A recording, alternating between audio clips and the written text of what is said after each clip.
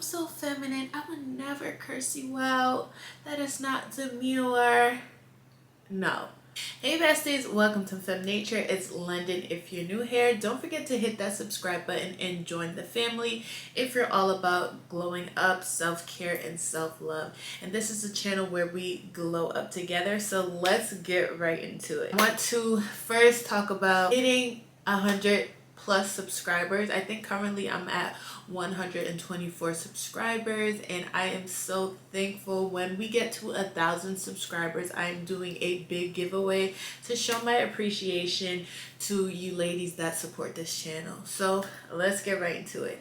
This video is all about tapping into your feminine energy. First tip into getting into your feminine energy, or tapping into your feminine energy, is getting into that flow state. And that flow state is just getting into one with your body. You're moving your body, you're regulating your nervous system so you're not so anxious and you're not so out of whack.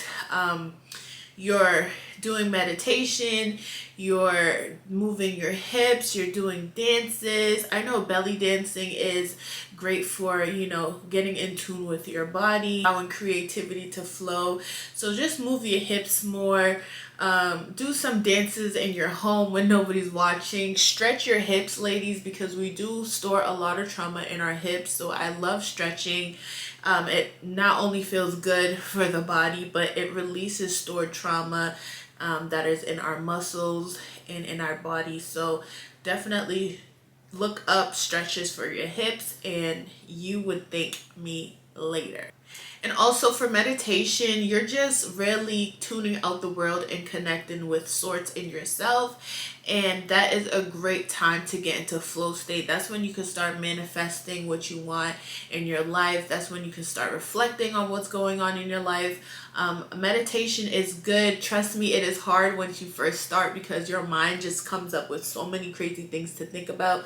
Once you're used to it and you've been practicing, it would get easier. But meditation is great. You don't always have to close your eyes and sit in one spot to meditate. You could meditate by walking and just listening to your own thoughts, listening to what's popping up in your head, and just being present in nature. For me, I like to go on walks and just listen to my own inner voice. I feel like that's better for me with meditation than sitting down with my eyes closed for like 30 minutes. That's kind of hard, but I'm working on getting better with that type of meditation. Now, the next thing that you want to do is get familiar with your intuition. Now, if you're an anxious girly, like myself, it is kind of hard to navigate your intuition versus your anxiety because somehow we confuse the two. But I came across this post and it said your intuition is more calm and it's more like a nudge and it's more peaceful versus your anxiety trying to talk to you. It's more flustered. You're feeling it in your stomach. It's not calm. You're in a panic state. So I guess that's what helped me realize it helped me navigate whether it's my intuition or am I just being very anxious in that point of time. So get in tune with your intuition, because a lot of times our intuition speaks to us. It tells us about people, places, or things that are not good for us. Since we don't know how to connect with our intuition, we overlook it and get ourselves into situations that we shouldn't have in the first place. So getting in tune with your intuition is something that is highly important. So my tip for tapping into your intuition is just, like I said, remain calm, remain present, because downloads and thoughts and just nudges and, your intuitive feelings are when you are present and you can understand what's going on. It's that instinct feeling. I don't know how to explain it, but I know for me, when I have this intuitive feeling of not to be around a person or not to go to a place or not to do X, Y, and Z, and I felt that, but I was like, I'm still gonna do it anyway. Something weird or bad always happens. So your intuition is there. You just need to be present and trust yourself. trust yourself so that you understand when your body is trying to connect with you. You're anxious girly, you don't trust nothing.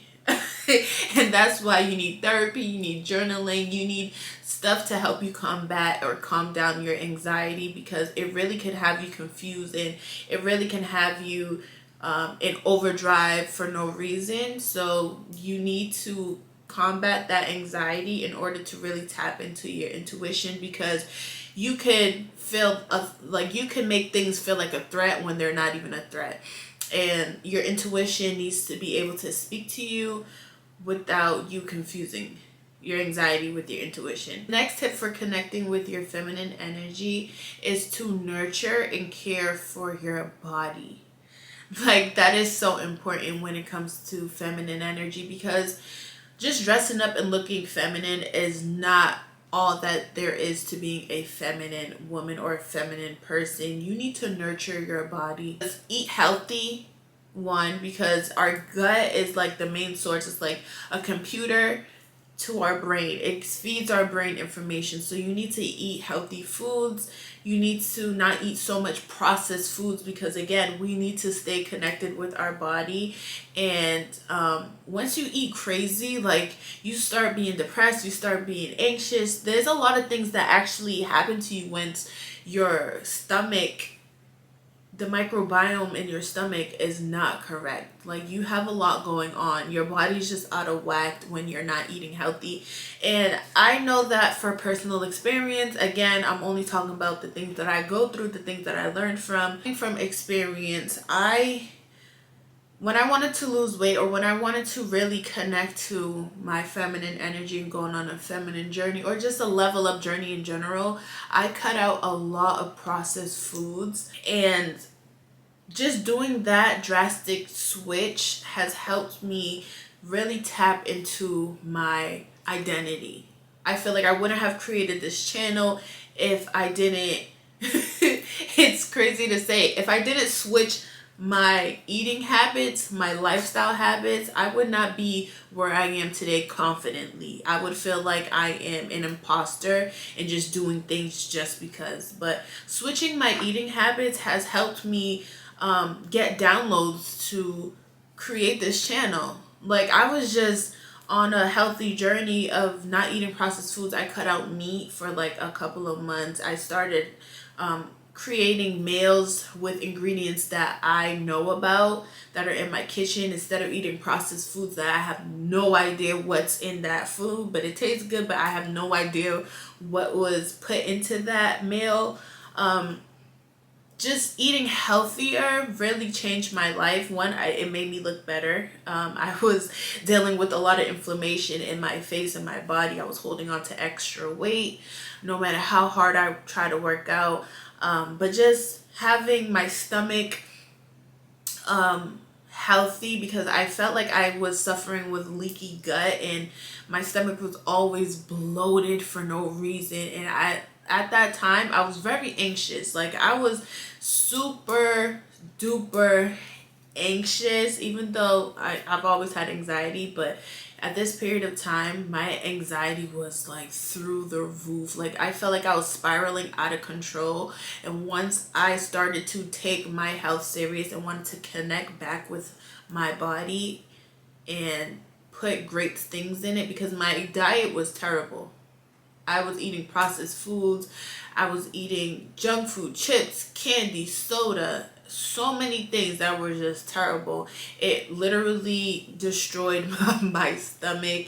It destroyed me not absorbing the nutrients that I need from food. So I really took a turn into creating a different habit, a different lifestyle with eating. And I felt like it really made a difference. It really allowed me to be one with nature. And when people would say like, oh, you need to change your eating habits so you can connect back with the universe, I was just like, how does eating food have to do with anything? Like, I was that person. I was confused. But you have to do it in order to understand. Like, even me saying this, it sounds crazy, but once you start cutting out toxic foods, once you start cutting out eating a lot of meat, like you can eat meat, but you don't have to eat meat every day because our body can't break down so much meat. It can't. It takes a couple of days to get rid of red meat. It takes a couple of days to break down chicken, fish, so you can eat meat, just eat it in moderation. But I noticed that I completely changed when I changed my diet. So definitely try to eat healthier. You could start off slow by drinking more water, just adding more fruits and vegetables to your daily routine. But I'm telling you, it's literally a life changer, and it helps me understand life. Like, I cannot explain it. I don't know. Another thing that you can do to connect to your body and nurture your body is to connect with your womb. And as a woman, we were blessed to have a menstrual cycle.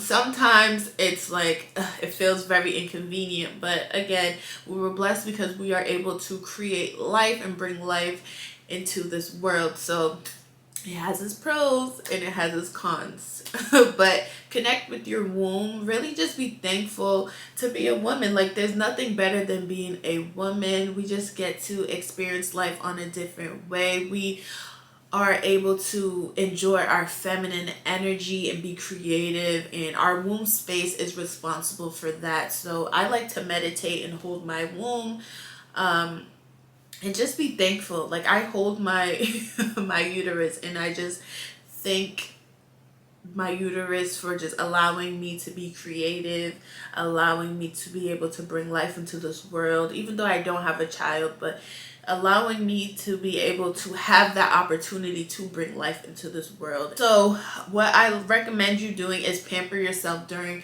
your cycle and just relax. Like, my goal is to always relax when I am on my cycle, because we're going through a lot during that time. We're shedding our freaking we're shedding. So I like to just relax and take things easy and take things slow. Doing that has really helped me connect with my body. I feel like society should be able to give women a week off when it's their menstrual cycle. I know in other traditions in other countries, the woman is able to relax for her cycle, and I think that's highly important because we don't have that much energy. We're in pain, we're going through a lot during that. So for me to give thanks to myself, I like to relax and pamper myself during my menstrual cycle, and I think you should too. Just create a routine for your cycle where you're taking a long bubble bath, you're relaxing, you're watching your favorite movies, you're eating your favorite snacks. Next one is tap into your emotions and really express yourself freely. Now, the thing that I don't like about people teaching feminine energy is, like, they're teaching about cosplaying this fake version of feminine energy, and you're supposed to be soft and gentle and, just not speaking up about how you feel. Like, that's not normal. That's very robotic, and I don't know why they want to teach women to mask their emotions, because that does nobody any good, male or female. When tapping into your feminine energy, you need to be able to identify all your emotions and be able to express them freely, because the feminine energy reminds me of the earth. It reminds me of Mother Nature.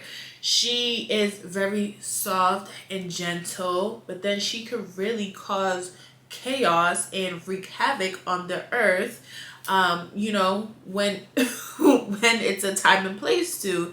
So that's the same thing for women and their emotions. They're not always happy-go-lucky, and I don't think women should always play that fake persona of, oh, I'm so feminine, I would never curse you out, that is not demure. No. If somebody needs to be put in their place, by all means, put them in their place. I 100% agree with women being able to speak their mind, speak their truth, be whoever they need to be. I don't like the whole fake, oh, in order to be feminine, especially towards a man, you need to be soft spoken, you need to be quiet. Since when? Since when was that a thing? Like, that's how to conform to society's way of being a feminine woman. But on this channel, we do not do that. I believe in speaking your truth, being bold, being powerful, being able to show up for yourself, and you could mix between the two. If I'm very soft spoken and shy when people meet me, but then, if somebody crosses me, I have no problem elaborating my needs. I have no problem getting my points across. I have no problem doing it politely or impolitely, because that's what being a person that is in tune with their emotions is about. Like, I know how to cry. I know how to have anger. I know how to be happy. I know how to, just express my emotions the way that God has intended it to. We have emotions for a reason. I don't like when women feel like in order to be feminine, you have to mask in this one emotion, which is like happiness. That's the quickest way to get into a mental hospital, if you ask me, is pretending to be happy all the time. So, really learning how to tap into your emotions and navigate through your emotions. And if you're feeling sad, cry it out. If you're feeling happy, express happiness. If you're feeling anger, express anger in a way that's decent to not end you in jail and you up in jail. But express anger. You could journal out your anger. Like, there's so many practices that I want women to do when it comes to expressing yourself. Like, I am a firm believer of writing down things and lighting it on fire, and you would see how better you feel. Like, that's what I love to do. And those are the exercises that I encourage women to do in order to really express themselves. I was on TikTok the other day, and I came across this video. It was a lady housing a workshop, and they were in the middle of the woods, and basically they were screaming and hitting things and crying and stomping and just doing a lot of things to express themselves. Or I think the caption was releasing all the pent up things that they were holding against their husbands. And I'm just like, that is so interesting that there's a lot of women that really hold back, especially when dating and dealing with people. And I feel like that's not healthy. If you have to go to the woods, I'm not saying that's not a good exercise. I actually like that. But I feel like you shouldn't have to bottle your emotions up. And then you shouldn't have to bottle your emotions up for so long and then find an outlet somewhere in the woods to finally express yourself. But then once you're going back home to your partner that you couldn't express yourself, that's a mental prison. I don't think that's healthy. I think women should be able to voice their opinions and be free in who they are. People call me crazy all the time because the people that know me know that if I have something to say, I'm going to say it. I don't care how it makes me feel. How it makes me look to the outside. I don't care. At the end of the day, I have to voice my opinion. I have opinions for a reason. I have a way of thinking. I have a viewpoint, and a lot of people may not agree with it, but that's fine. I'm not here to please everybody. But I know that I was labeled as a problematic child because at one point, I was raised to always be quiet and, push my emotions down. No matter what anybody does to you, respect your elders, respect the people that came before you, even though they're causing harm, even though they're causing insecurity. I was raised in that type of environment, being a black woman, being a Caribbean descent. So we're taught to really be on mute and be quiet and suffer in silence. And then at an age, I think I was like 12, I started to speak my mind, and it really got me in a lot of trouble. But I felt better that I'm getting in trouble for standing up for myself versus my needs and my voice not being heard or met. So I definitely don't agree with not expressing yourself, expressing your emotions. I agree with really being in tune with your emotions and tapping into every single emotion. We are human, so you're gonna have an array of emotions. I have different mood swings every day. I do. And I'm human.